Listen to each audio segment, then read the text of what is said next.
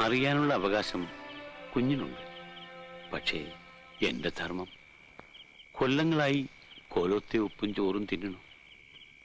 കണ്ടതും കേട്ടതും എല്ലാം ഉള്ളിൽ മൂടി വെക്കുക. എനിക്കറിയാവുന്നതൊക്കെ എന്നോടുകൂടി മണ്ണടിഞ്ഞോട്ടെ. എന്നെ നിർബന്ധിക്കരുത്. പക്ഷേ ഒന്ന് കുഞ്ഞു മനസ്സിലായിക്കൊള്ളൂ, എല്ലാം കൊണ്ട് യോഗ്യനായ ഒരാളായിരുന്നു. രാജരക്തം തന്നെയാണ് ഈ ദേഹത്തോട് ഒഴുകുന്നത്. കാരണവന്മാരുടെ പിടിവാശിയും മത്സരവും അതുകൊണ്ട് നടക്കാതെ പോയി. ഇനിയിപ്പോ എഴുത്തച്ഛൻ എന്താ പറയേണ്ടത്? അദ്ദേഹം പോയിടത്തേക്ക് കുറെ വൈകി. ഇപ്പൊ അമ്മയും പോയി.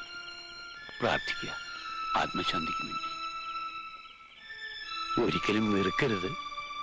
ആഗ്രഹിക്കാണ്ട് കിട്ടിയ കുഞ്ഞായിട്ട് അമ്മ കണ്ടിരുന്നു വിചാരം വേണ്ട. കുഞ്ഞായിട്ട് തന്നെ കരുതിയിട്ടുള്ളൂ.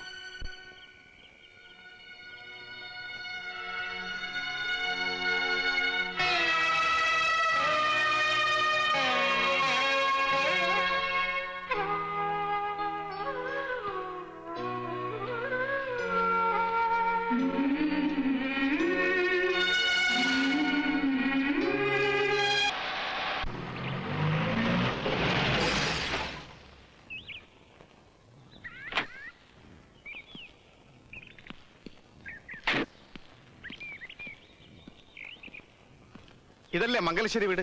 അതെ. ആരാ? ഞാൻ മദ്രാസിൽ നിന്ന് വരിക. എന്ത് വേണം? നിങ്ങളൊന്നും വേണ്ട, അപ്പു മാമയൊന്ന് വിളിക്കൂ. വരേ. അയാളാരാ? എനിക്ക് അപ്പു മാമയെ മാമ്പറ്റ അപ്പുക്കുട്ടി നായർ മൂപ്പരയാണുണ്ടത്. ആരാ അത്? ഒരു പിടിയില്ല. അപ്പു മാഷെ കാണാനെന്ന് തോന്നുന്നു. എവിടെന്നാ? മദ്രാസ്നാ.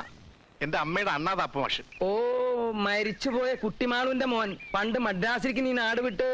നാട് വിട്ടതല്ല, നാട്ടിൽ നിന്ന് കുറച്ചു കാലം മാറിയുന്നതാ. നീ അങ്ങ് ചീർത്തല്ലോ. ഞാൻ കാണുന്ന കാലത്ത് നീ കോല് പോലെ ഇരുന്നതല്ലേ. ചെല്ല്, ആ പത്തായപ്പുരയിലാ മാഷ് താമസം.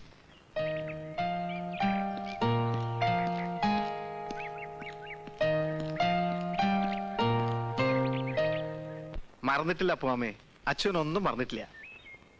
ഒരു ടീക്കടയിൽ ജോലിക്ക് നിന്ന് തുടങ്ങിയതാ. ഇപ്പോ ഹോട്ടൽ 4 കൂടാതെ ഒരു ലോഡ്ജും ഒരു ബ്രാൻഡി കടയും. എന്തായാലും താൻ കേവനായല്ലോ, അത് മതിയടോ. നെല്ലിപ്പോയിലെ തറവാട് ചാത്തുക്കുട്ടി മാമയുടെ മോളുടെ ഞാൻ മേടിച്ചു. അതിന്റെ കാര്യങ്ങൾ വ്യവസ്ഥയാക്കിട്ടാ ഞാൻ പറഞ്ഞത്. ആ, ഇത് ഭാനു അല്ലേ? പിന്നല്ലാതെ. ശാരദ അങ്ങ് പെരിയ പൊണ്ണാച്ചേ.